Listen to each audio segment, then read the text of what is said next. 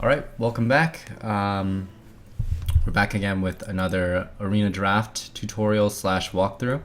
My name's Ratsmah, and we're going to be talking about how to draft a Druid deck in arena. So last time we talked about, we drafted a Warlock deck, and that one actually ended up doing pretty well. And we kind of just took it slow and I walked you guys through like my step-by-step thought process with every pick and how I think about these cards when I do draft them, and at what stages of the draft I look at my curve, and what cards get better with synergy and what cards are a little bit worse given our curve or other cards that we've already drafted. Today we have a Druid draft open, and actually the funny thing is I actually already made this intro, but I didn't realize my mic was muted, so I had to redo this intro. Good thing we didn't actually get past the first card, or else that would have been really bad. But here we are. We have a Druid, and I consider Druid to be the strongest class in arena, probably the most consistent at least. You have a hero power that counters a lot of your opponent's hero powers. If you're up against a hunter, a very like rush your face class, your hero power is like half a priest slash warrior's hero power when it comes to them putting you on the clock and them trying to rush you down. So you get the benefit of that, and also your hero has a ping, so you can deal with all the small minions that the 1/1s that come out of a paladin, or you can counter a mage's ping with your armor slash you get to get that extra ping so that people can't take advantage of you being a non-ping class.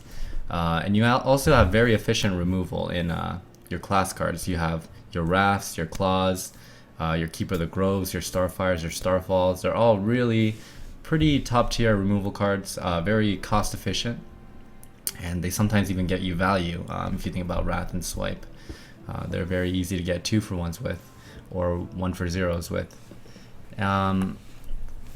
And also you're when you play Druid, you're playing a value class. So generally, if you can just survive, you'll end up winning, just because your card on average is a lot bigger. So you're playing Druid the Claws, you're playing your Iron Barks, you're playing these big minions that will get you value. And in the end, if you can just stabilize and go card for card, not fall too far behind in tempo, generally you'll just win in the top deck war because your deck is heavier. And that's why I love Druid. I think Druid is so strong, and it's probably one of the most probably the easiest classes for beginners to learn and play in arena. So we have our first pick, Master Swordsmith, target dummy, wall pyro. I'm gonna make this video a little bit shorter so it's easier for you guys to actually sit through it. I don't want you guys to be bored out of your mind. I guess I'm targeting this video more. I know I keep talking. I'm sorry. This will be the end of me. I'll just get into it after this. But I know this video will be a little bit targeted towards more not experience, but if you already know like the basics, right? So here, I don't think I really need to explain it. I'm not going to explain it unless it's really a tough pick, is what I'm trying to say. So here we'll just go with the Wild Pyro. It's the highest value card. The other two are really bad. There you go. Cobalt Geomancer versus Poison Seeds versus Bluegill Warrior. Here it's a pretty easy Bluegill Warrior pick. Bluegill Warrior is a counter too, so you're countering your opponent's 2-drop. Oftentimes your opponent will play a 2-mana 3/2. It just counters it, so it counts towards filling up our curve, and we definitely want to fill up our curve for the early and mid game, because once we survive the early and mid game as Druid, we'll be in a really good spot, and once again in the top deck war we will likely win. So that's where we want to get to. The thing about Poison Seeds, I see Poison Seeds once in a while in arena, and it oftentimes is not good enough. If you really think about you falling behind as Druid, wasting 4 mana of your turn to not really remove anything but maybe make it smaller, it's just very situational. Like, it only really works if your opponent plays like one big thing for their turn, and then all of a sudden you're like, oh, okay, nice, 4 mana, kind of like a polymorph, kind of. But that's also, you gotta not have any cards in your hand. You also have to play this expensive card to remove it, kind of, and it doesn't really even remove it. there's a lot of problems with it. We're gonna go with bluegill. Bluegill is solid. Cobalt Geomancer is generally not very good. If you remember from the first video, you want solid 2-drops that do well on their own. That way you're not stuck hero powering after a River Croc kills your 2/2 Cobalt Geomancer. You don't want to hero power on turn 3. That would set you behind in tempo, and tempo in the early and mid game is really important in GvG arena. Just because you fall so far behind, and the cards, especially the 3-drops, have gotten so much stronger with like Spider Tank, Ogre Brute, even Dancing Swords kind of. You falling behind on turn 3 is a real thing, and you really want to avoid hero powering on 3. So let's make our 2-drops really solid. Mogashan Warden versus Stone Tusk Spores versus Ironforge Rifleman. We didn't talk about this with the Bluegill Warrior pick, but with Bluegill Warrior, it makes things like Savage Roar a little bit better. It makes your Mark of Natures better, Mark of Wilds better, just because now you have a target for it. Even if you're behind on the board and you can't get anything onto the board because your opponent keeps removing it and you're just trying to come back, it makes those cards better. I mean, also, Druid is also somewhat similar to Warlock in that same way, where you don't have to worry too much about cards because your average card is going to be larger than your opponent's, but you don't want to fall behind on cards. Mogashan Warden really doesn't do enough to constitute being one of your cards. You already have a ton of taunts in your deck, or you're gonna get a lot of taunts in your deck most likely. So this early on, I think we have to go with the Stone Tusk Spore. Ironforge Rifleman, it just is not cost efficient. I'd rather go for a stronger tempo card than a card that might get us a 1-for-1, but is a terrible tempo card. Because once again, we're more concerned about the tempo in the early and mid game than value. We can get value in the late game or the mid-late game with our bigger guys. So here, Amani Berserker, Earthen Ring, and Ogre Magi. 2-mana 2/3s. Generally, you want to get 2-mana 3/2s. That way, you don't have to worry about hero powering on 3 because your opponent plays a 2/3. But since we're Druid, we have that flexibility of being able to hero power on 4. We can avoid the 2/3 trades, and more than likely, our opponent will initiate that trade anyways because it's an Amani Berserker, so it's fine. This pick is really between Amani Berserker and Earthen Ring. Ogre Magi, you really want to avoid the 4-mana 4-health guys. I think we talked about this in the last video as well. The 4-mana 4-health guys are really easy to remove. There's a lot of class cards and neutral cards that remove 4 health very efficiently. If you think about things like Argent Commander, Bomb Lobber, even a lot of minions have 4 damage. If you think about Druid the Claws, Yetis, I don't know, a lot. Just 4 is a very bad amount of health to have. It's very, very vulnerable. So between Amani and Earthen Ring, this one is actually pretty close. Earthen Ring is like an A-tier 3-drop, not quite as good as like Scarlet Crusader, Harvest Golem, Ogre Brood, Iron Spider Tank, but it's still pretty decent. Amani Berserker, another A-tier 2-drop. It's not like a 2-mana 3/2, but it is decent.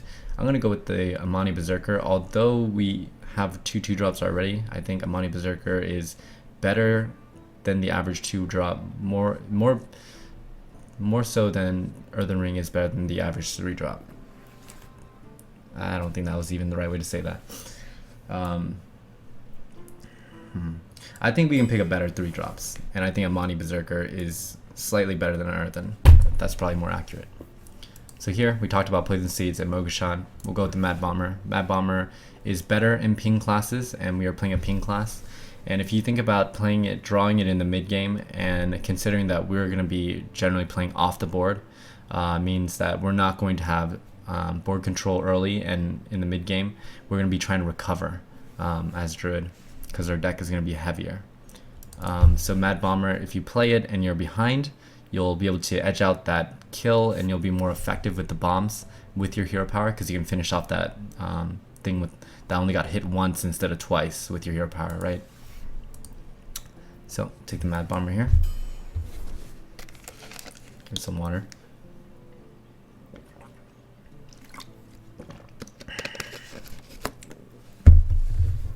Alright, so we have a choice between Wolf Rider, Wind Fury Harpy, and Stormwind Champion. Wind Fury Harpy, not really good enough stats for its cost. Don't really think we need to talk about it too much. It's just not a very good card. Wolf Rider is not the worst card, but generally Wolf Rider doesn't really clear 3-drops, especially if you're pitting yourself against people in like the 9+ win range. The Wolf Rider will not trade with 3-drops. Your opponent is less likely to have Ironfur Grizzlies and less likely to have Raging Worgens that they play on 3. So generally you use the Wolf Rider to clear 2-drops, or you play it in the late game as removal. But it's also not a very efficient removal, since it is a 3 for 3 damage essentially, and you have things like Wrath, which would probably be better as removal. Stormwind Champion is an excellent card. You kind of want to stay away from bigger cards, since your class cards are so much better than the neutral big cards, but Stormwind Champion is definitely a really good big card, and the other two choices aren't as good. So we'll take it. I think, so oftentimes during my stream, people ask me what like maybe the most underrated card is. Stormwind Champion is definitely up there in underrated cards. I think people know it's like decent, but they don't.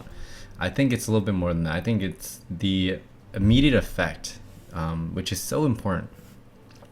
When you're playing one big thing a turn, something like Stormwind Champion turn 7, you're very vulnerable to getting removed, right? If you get it removed by a Hex or a Polymorph, you just lost 3 or 4 mana on the board, and you're going to start falling behind. And that's the scariest thing. When you invest your entire turn on an Ironbark and your opponent has the answer to it, and you just get flooded and you can't do anything about it. You don't want that to happen to you. But with Stormwind Champion, having the immediate effect with the +1/+1s is a huge deal. Any card, any big card that you want to play, you want some kind of get out of it. This is why Ragnaros is so strong, because it immediately has its card effect before your opponent has a chance to react. So it's a really good late game card.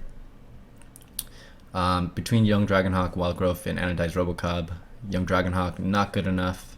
There is something to be said about things with 2 health.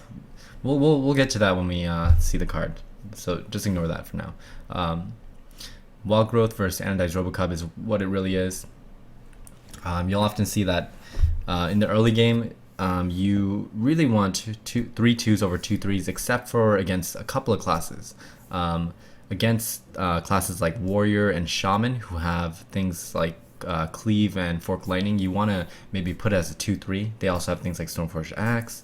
There's things you gotta watch out for. But also, against Paladin, you want to have a 2/3 up in case he has a Shielded Mini, because Shielded Mini is such a powerful card, and just when your opponent plays a Shielded Mini and you only have a 3/2 to reply for it, you kind of get out-tempoed really hard, and that kind of sets the tone for the game, and you're going to be trying to recover the whole game just because of that. Because of that, Anodized Robocop with its flexibility is a really great 2-drop.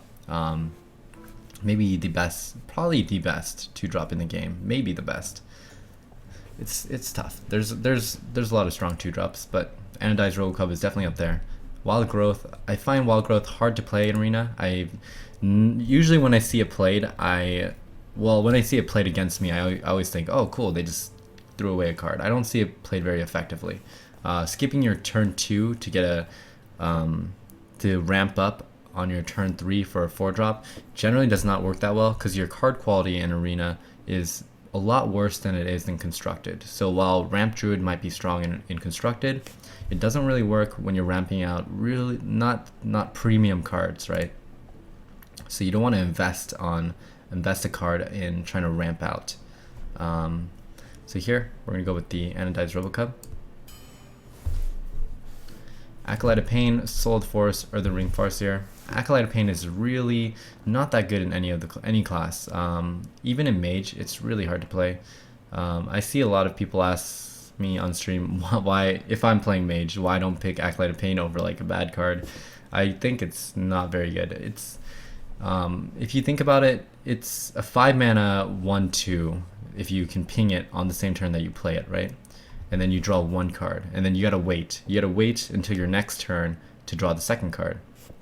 This may not seem like a big deal, but when you're playing a close game and you're trying to stay on the board, getting that 5 mana tempo loss to play a 1/2 and just to replace the card, right? It's not really drawing you an extra card. It's just replacing the card that Acolyte of Pain could have been. Can be a big deal, and it really is more of a late game card where you're top decking on turn 9 or 10. But even then, I think just a big dude, just like a Core Hound, might be more effective in a lot of situations. I just don't see it. It's not very good. That's what I'm trying to get at. Soul to Force, hard to activate. If you have a lot of sticky minions, I might consider this. But generally, when you see a card that outclasses the other cards by a large amount, like Earthen Ring does here, 7 picks in, you generally would just want to go with the better card. So we'll do that. Ooh, this deck. Raid Leader, Moonfire, Southsea Deckhand.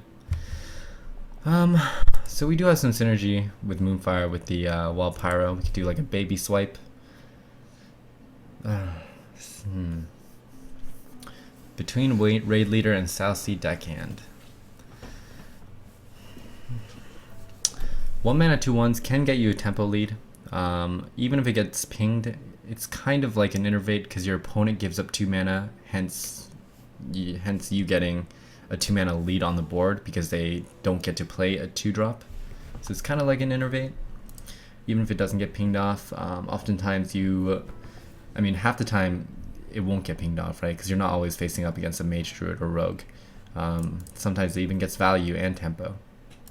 I'm gonna go with the Southsea Deckhand. I think it's better than Raid Leader, and we're not a class that makes a lot of little dudes. Although we do have a lot of little dude synergy with our low curve and the Stormwind Champion, I don't think we should try and pursue that just yet. Kazan Mystic versus Target Dumb versus A-Bomb. All three not very good cards.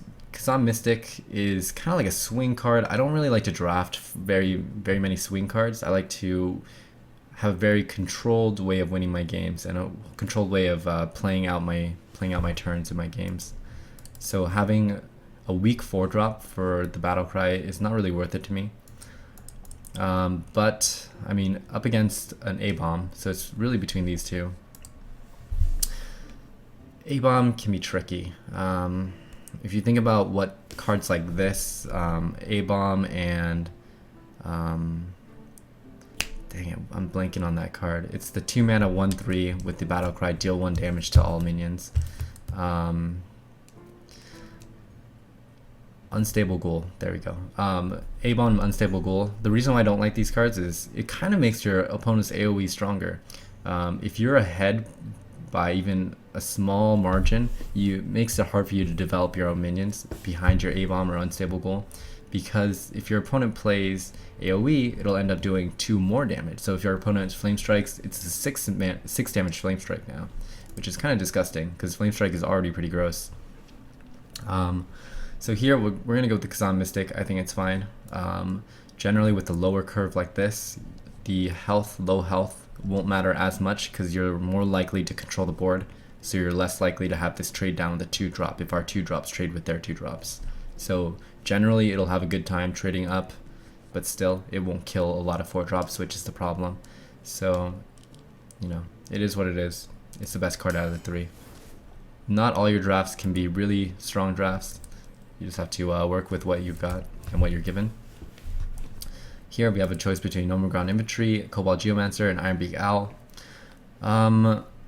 When I see this, I kind of just see these 2 cards. So I don't really even consider the Owl, just because I think it's a really bad card and it gets outclassed by these 2 by far, which is really sad because these 2 cards are not very good either. Given our choices and our lack of spells, I think Cobalt Geomancer is not the right card to pick. We also have 1, 2, 3, 4, 5 plays on 2. I don't see us wanting to play a weaker play on 2. And we're on track to get more than enough 2-drops. Here we can take the Gnomereground Infantry just because it's the best card and it gives us some flexibility. When you're choosing between bad cards, you want to choose a card with some kind of use. Gnomereground can always be used to just charge out a face, right? It's never a dead card. You can always just play it as a taunt. It has immediate effect. The ping is never useless. So that's why we take it. Iron Beak Owl can be a dead card. Usually, you won't always have a target to silence, and playing a 2-mana 2/1 is really probably not the best use of your turn. Okay. Guided Sand Auctioneer, Target Dummy, and Bloodsail Corsair. So here we got a 1-mana 1/2, and this is what I want to talk about. The 1-mana 1/2 does actually do something in Druid, Rogue, and Mage. So if you play it on 1, oftentimes you can use your hero power as Druid, Mage, or Rogue to ping and also help your Bloodsail Corsair trade up, right? And they can't remove it with their hero power because it has 2 health. So if your opponent plays at 3/2, you play the Bloodsail Corsair on turn 1, so it's ready to attack on turn 2. You use your hero power, it traded. So it's pretty much like you turn Bloodsail Corsair, which is a bad pick among 3 cards, into a 2-drop. In this deck, we don't really need to do that because we have so many 2-drops, but it is something to consider when you're up, when you have 3 bad choices. So here we go with the Gadget Sand. Could use a lot more late game. We don't have any synergy with it, but I think it's fine. So here we have a choice between Ironfur Grizzly, Acolyte of Pain, and Naturalize. Really, it's between Naturalize and Ironfur Grizzly, and you might, I see a lot of people hate on Naturalize. I think it has a lot of synergy with the Druid class. So we talked about this before with Druids having the problem of playing just like 1 Iron Bark in a single turn and getting it removed, and then you lose the game, right? You don't want to ever waste your turn doing one thing. So this is why cards like Sprint and Lay on Hands and Nourish are hard to play because they're so expensive and you are only drawing cards, so you're not really doing anything to the board. You don't want to go all in on one play. So having something like Naturalize in a deck where you have a lot of heavy cards, like let's say that you end up with a deck with like 3 Iron Barks, 3 Druid the Claws, but your early game is really weak. So when you're trying to stabilize, you can Naturalize. You give your opponent cards, but it gives you time to develop those bigger threats that'll get you that value back that you lost from Naturalize. So I think it does have synergy in Druid, although this deck really is not the right deck to pick Naturalize in. We don't have a heavy late game or a heavy mid game. Here I think we're better off just taking the Ironfur Grizzly. I think Ironfur Grizzly is not great, but it is fine. I don't think it's terrible. It will surprise you how often Ironfur Grizzly is actually not that bad. It's actually, the taunt does come into play when you play it on 3, when your opponents play 2/3s, and I do see a lot of 2/3s nowadays because people are trying to counter the shielded mini bot. Okay, so here we have a choice between Haunted Creeper and Druid the Claw. Haunted Creeper is excellent. Having something stick onto the board is really important. It kind of doubles your reach with your hero power, because you can just expect 1 damage to stay on the board. Your hero power does 1 damage, now you have a reach of 2, and that is pretty useful. Druid the Claw, however, is way too good here in this spot, and this is what we want to see. We have 2 late game cards, and pretty much the rest of our game is focused in the early game. Even our only 4-drop is not a good solid 4-drop, so we definitely need this great, really strong mid-game card here. Alright, War Golem, Ventrico Mercenary, Frostwolf Warlord. I see, so in classic, like vanilla Hearthstone Arena, Ventrico used to be a really valued pick. Even now, it's not a terrible pick, but I think now the tempo plays are really strong. So if you get out-tempoed hard and your opponent has a lot of minions on the board, it's really easy to take advantage of your opponent trying to play Ventrico to stabilize. Oftentimes you'll see that they'll just ignore it and they'll just keep going face, and all of a sudden you're stuck trying to trade your Ventrico in to your opponent's minions, and your Ventrico doesn't even die. So all of a sudden you're -3 mana for that turn, which doesn't really help when you're already minus mana on the board. So here we're gonna go with the Frostwolf Warlord. We do have synergy with the early curve that we have. We should be able to make it decent. War Golem, probably not the right pick, just because, you know, we get offered a lot better late game cards than War Golem. So here, take the Frostwolf. This one, I'm not really going to talk about it. I think this is a pretty easy choice. Spider Tank is a top tier card. Very strong card. Savage Roar versus Frostwolf Warlord. So let's look at our curve a little bit. We have 1, 2, 3, 4, 5 2-drops. 1 play on 1. We have 1, 2, 3. I didn't count the Nomogron because usually we're not going to try to keep Nomogron in our opening hand. We're going to try to avoid playing it on 3 as well. So we have 3 3-drops, but we already have a strong early curve. Our 2 and 3 drop slot, 2 and 3 slot is looking pretty strong. That makes both of these cards a lot stronger. Savage Roar, a lot better when you do have some pressure on the board, and it also might steal you a game by just ending it much quicker than your opponent would expect, and your opponent might be planning on surviving 2 more turns and might have plays that that relate to that plan, and we can just destroy their plans with Savage Roar.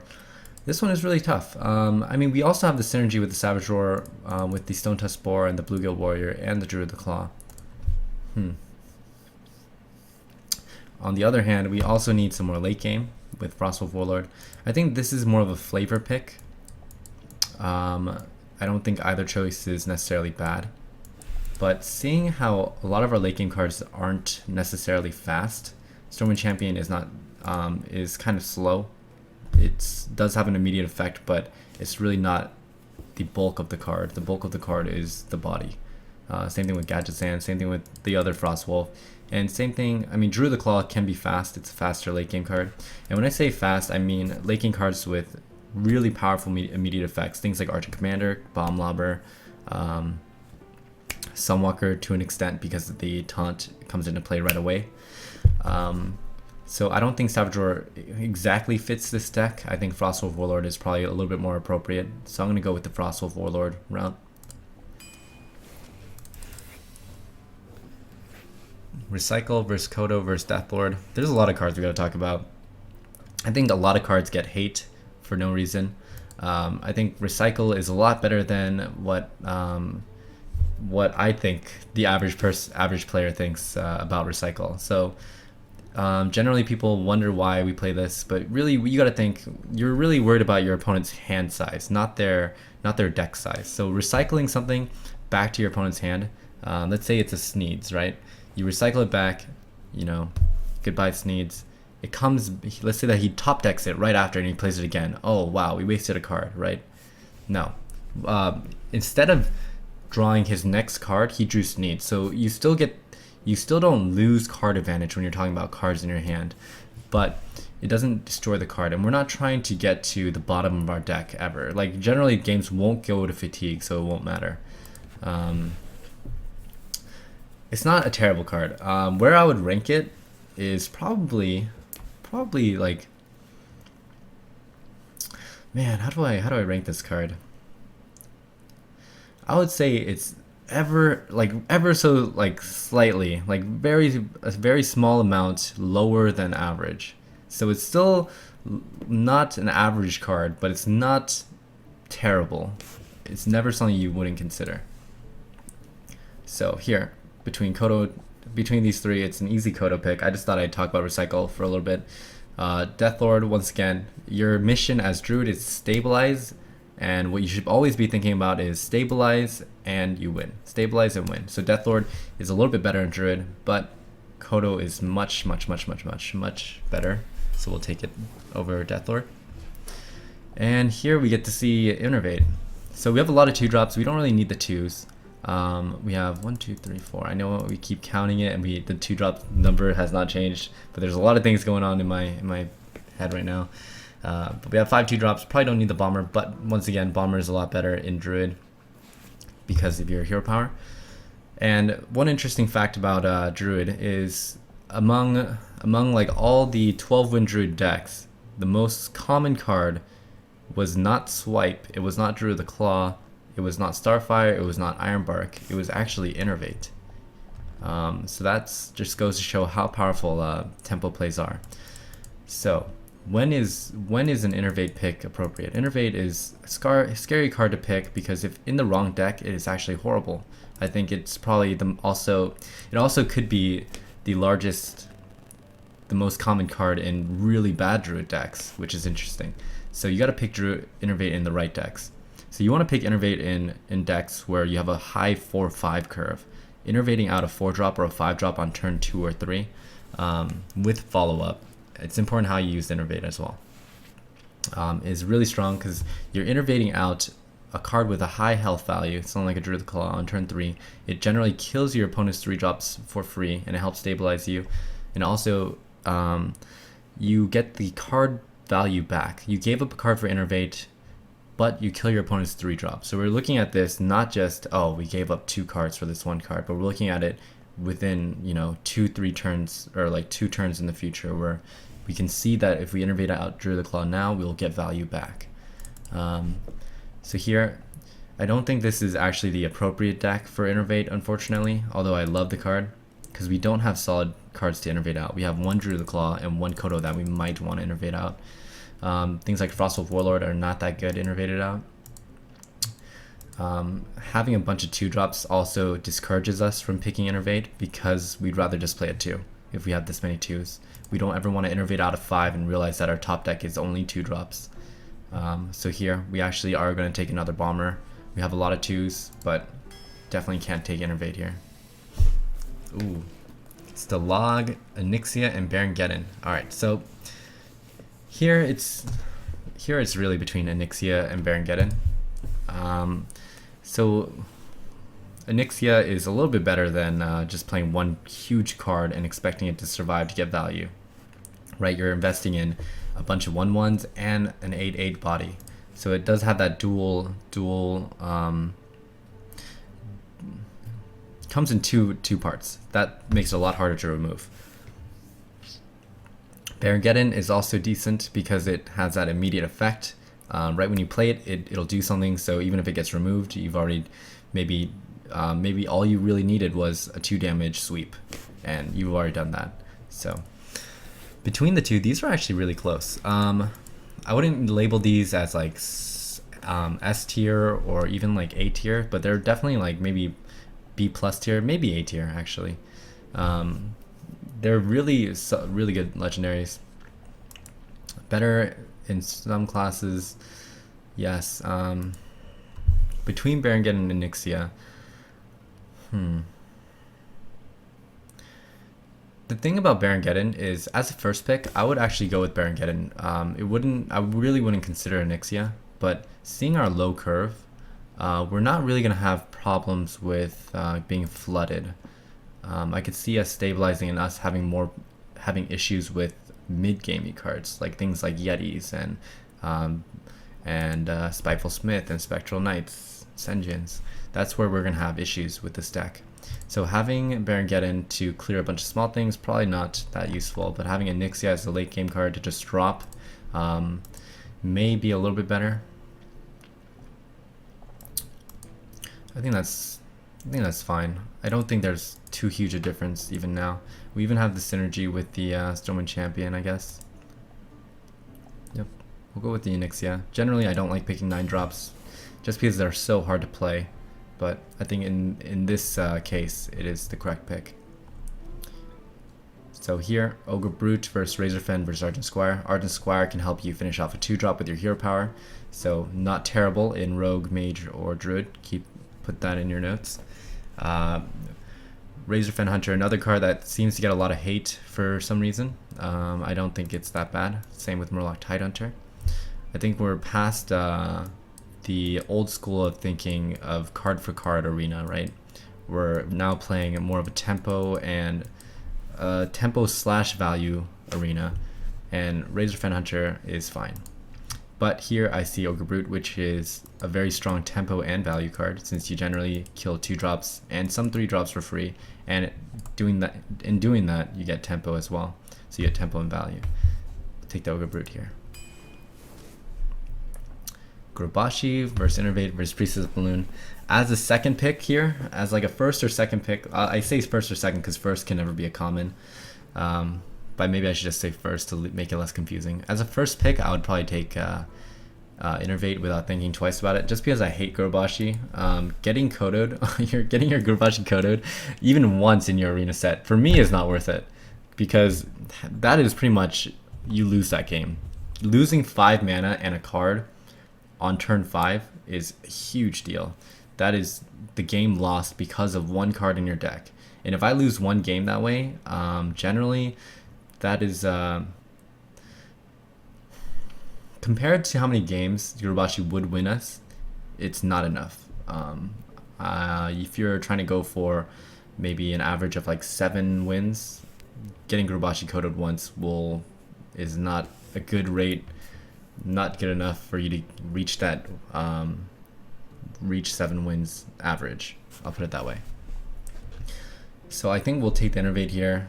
We do have the Gadgetzan to synergize with it. It also is a little bit better since you have an Onyxia, and Onyxia is harder to play, but not if you have something to increase your mana pool for the turn. And also, we did fill up our mid game a little bit more, kind of. I think it's fine. We do have 3 drops to Innervate out. I can see this deck going in a way where we kind of like Innervate double 2-drop, which isn't as strong as Innervating out a 4-drop, because the 4-drop sticks and the 2-drop would just trade with your opponent's 2-drop. But I think it's still a small tempo lead, not as big of a tempo lead, but it's still okay. So we're about 22 cards in. Around this point of the draft, I like to look at my deck and try to really focus on curve. So here we have 3, 4, 5, 6 2-drops, 1 1-drop. So we're good on 2s. We probably don't want to take a 2 unless it's up against really bad cards. And then we have 1, 2, 3, 4 3-drops.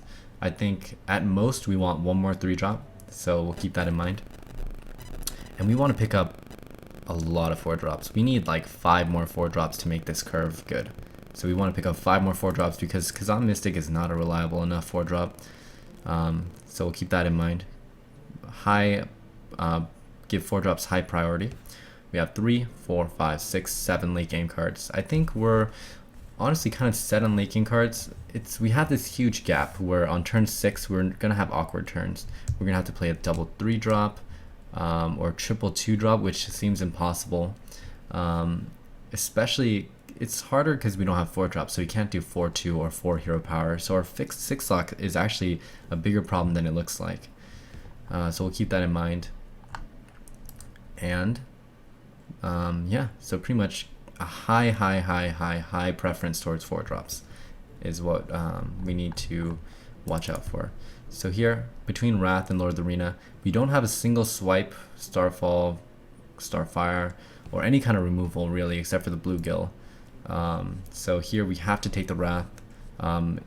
We talked about this in the Warlock video. If you have a heavy curve, you want to pick cheap removal. That way you're doing 2 things with your turn, not just investing in 1 Iron Bark, your power pass, you know. You want to be able to Iron Bark Wrath. That way you're not falling completely behind if your opponent removes your Iron Bark with a Hexer or a Polymorph. So this is a heavier curve, not a completely heavy curve. I think Wrath is appropriate here. Okay, so here we'll take a Druid of the Claw. These 2 cards we don't really need to consider. We never want a Wild Growth when you don't have 4-drops, because you're Wild Growthing on 2 to reach your 4 slot. We're gonna end up Wild Growthing, and then with 4 mana we're gonna be using gonna be using a 3-drop anyways. So Wild Growth is really bad in this deck. Take a Druid of the Claw. And Lost Tall Strider has that problem of being a 4 health 4-drop, and we don't like them very much, but I don't think we really have a choice. At least we'll get away from things like Bomb Lobber and trading down with the 3-2 and ping, because we have such a strong early game, so it's not as bad here. But yeah, we had to pick it because of our weak 4 slot. Anodize versus Wrath, somewhat close. I'd say as a first pick, this is actually, you know, very interesting, because Wrath is so good, and so is Anodize. We talked about Anodize a lot. Wrath is maybe in a lot of decks better than Swipe. It really depends. I think people should get away from insta picking cards, because you can't just insta pick anymore. You can't just be like, oh, I see a Fireball, you click Fireball. You have to really consider the other cards. In a lot of cases, Wrath is what you need, because a lot of Druid decks, people get greedy. I know I get greedy sometimes, and I fill up my deck with a bunch of late game, but I have no way to survive. But having that cheap 3 damage removal is so important in Druid. And no card really does that in Druid, except for Claw kind of, but even Claw costs 3 mana to do that. So it's very efficient removal. Here, just so we can survive the mid game, I think Wrath is probably more important. We have so many 2-drops that, you know, we probably don't want anodized. And we have a choice between Harvest Golem and Ironbark. So we said we wanted maybe one more 3-drop because we have 3, 4. I think Soul the Forest here isn't even bad since you have so much early game.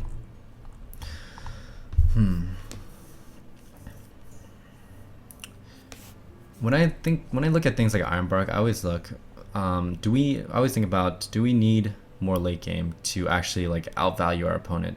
I don't think so. We have a Gadget Sand with 2 Wraths and an Innervate. We also have the Storm Champion, which is a value card. Generally will get you a 2-for-1. Kodo will definitely get you a 2-for-1. Druid of Claws generally will get you a 2-for-1. And Nixia, if we can survive the turn after it's played, like assuming our opponent doesn't kill us after we play it because it costs so much, we will be okay. And I really don't think Ironbark is appropriate here for that reason. So we don't need value. What we need is stability, especially because we know we're going into turn 4 with a weak 4-drop. We need to be making strong earlier plays. So here we go with this Harvest Golem. Oh, thank you, thank you, thank you. Just 2 more of these, and actually this is a really strong deck if we can get 2 more. So here, we talked about Ironbark, not appropriate. Frostelly is a little bit stronger in aggressive decks, and it's not terrible in slower decks either. So in aggressive decks, you can Frostelly to push in more face damage, and generally with the 5 added damage for the next turn, you'll have the kill set up or something like that. This is not one of those decks. Although we do have a strong early game, we fall apart in the mid game, which is, you know, 4 or 5, and then we hit 6, right? So it's a little bit, it's a little bit too slow. Here we definitely want to pick the solid 4-drop. Okay, Claw versus Wolf Rider versus Soul the Forest. Here I'm gonna, for the same reason that Wrath is good in this deck, Claw is also good, just because our curve is a little bit heavier and we want to be doing 2 things on our turns. We want to play a Druid the Claw and a real Claw, Frostwolf Warlord and a Claw, Kodo and Claw. We don't want to be just Druid the Claw and pass, you know.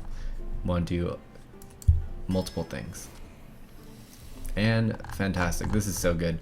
So we got a Valid Teacher. We definitely need a 4-drop. Valid Teacher is a solid 4-drop. Solid 4-drops are just 3/5s and 4/5s. There's nothing beats 4/5s and 3/5s. And we got it here. And we do have a lot of synergy with the Innervates and the Wraths with the Valid Teacher. I think the 1/1s are a little bit underestimated, but the 1/1s make a difference. They do. Crazed Alchemist, not terrible, but oftentimes kind of unnecessary. I feel like it's so important to fill up your curve, and you spend so many cards in your draft trying to fill your curve that you don't really have room for things like Crazed Alchemist. You'll find that oftentimes you don't even have room to take spells because you're just too busy filling up your curve. Like here, if it was up against like Valid Teacher was up against a 3rd Wrath or something, it would be an easy Valid Teacher because we don't have enough room for that 3rd Wrath. We need the 4, you know. So yeah, generally you want to focus on the curve, and then you can go for some utility if it's up against bad cards, but take the Valid Teacher. So that's really good. We got someone lucky towards the end there. Our curve is still not great. Let's go over the deck. We have 3, 4, 5, 6, 6-ish. 6-ish plays on 2. Enough plays on 2. That's what we need to get at. So we have enough. 1, 2, 3, 4, 5. Enough plays on 3. On 4, we have 1, 2, 3 solid plays and a Kazam Mystic. I think that's okay. You want to kind of spike up at 4 because right now aggro is really strong. A lot of decks are aggressive in Arena. Having a high peak at 4 will help you beat out those decks because you'll be in the late game. You can have the option to play double 4-drop, and your double 4-drops are going to get 2-for-1s. Both of them are going to get 2-for-1s, and it's so disgusting against people who draft just 2-drops and rush you down. It's really, really strong. So this deck doesn't really do terribly to aggressive decks just because we're Druid and we have the double Wrath and the Claw. I think it's okay, but it would have been a lot stronger in those matchups if we did have that. And we have 2, 4, 5, 6, 7, 8 late game cards. So I'd say the curve is actually pretty strong, except we could have used 2 or 3 more 4-drops. In terms of removal, we have the Double Wrath, 1 Claw, no Swipe, no Starfall, no Starfire, no Keeper of the Grove. So those are the cards that we're missing. Really excellent cards that we're missing, but I don't think it's so necessary. And also, we do have like some weird synergy going on with the Violet Teacher and the tokens, and the Mechanical Yeti spare part with the Wild Pyro and the Wrath and the Innervate, making more tokens, making Onyxia and Stormwind Champion a little bit better, and the Frostwolf Warlord. It's weird, and we do have a lot of early game to make the Frostwolf Warlords better as well. It's hard for me to actually rate this deck. If we had more removal, I'd be a little bit more confident. If we had like one swipe, I would be a lot more confident in this deck. But it still seems like a pretty decent deck. In terms of like card quality, I would say that our only weak cards are maybe the Gadgetzan, the Kazan Mystic, the Lost Hall Strider to a certain extent, the Ironford Grizzly a little bit, and Stone Tusk Boar seems a little bit inappropriate in this deck since we don't have like Dark Irons or Abusives or Savage Roar. Those are probably the only bad cards. Southsea Deckhand is fine. I think it's okay. I wouldn't necessarily call it bad in this deck.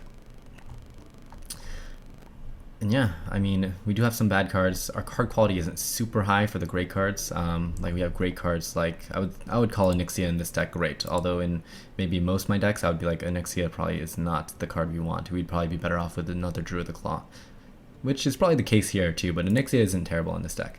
So we have Onyxia is a good card, Stormwind Champion, Kodo, the 2 Druid the Claws are great, Violet Teacher Yeti is great, Spider Tank, Harvest Golem is great, the Wild Pyro, the 2 Bombers, the Anodize, the Amani is actually pretty good, and the Southsea Deckhand and the 2 Wraths, pretty good. So I'm just stalling right now so I can actually think of how many wins I think this deck will go. I actually think it's okay. We can survive, and this is the deck we talked about at the beginning of the game, where if we just stabilize till the end, and we stabilize and go card for card in the top deck war, we will win. So this is that deck. I will say that it'll go around maybe 9 wins. 8 is probably a good number. Yeah, if it had like a swipe or 2, I would probably put it up to like 10, 11, just because I think Druid is so strong in the meta. But this is still a decent deck, and this is why Druid is so good. Like, it doesn't matter like how weird your cards are, how bad your cards are. It's just pretty consistent. And yeah, I will be posting the results of this deck as well, so you guys can laugh at me if my prediction is way off, or if I hit it right on, I'll look really good. But yeah, thank you guys for watching. I know this video I kind of like rambled on and on. I hope you guys didn't get too bored through it. My name's Ratsmah, and you can find me on twitch.tv/Ratsmah, and I mainly just focus on playing Arena, and I hope you guys enjoyed this draft walkthrough, and yeah, we'll be doing another one next week. Take care, guys. See you later.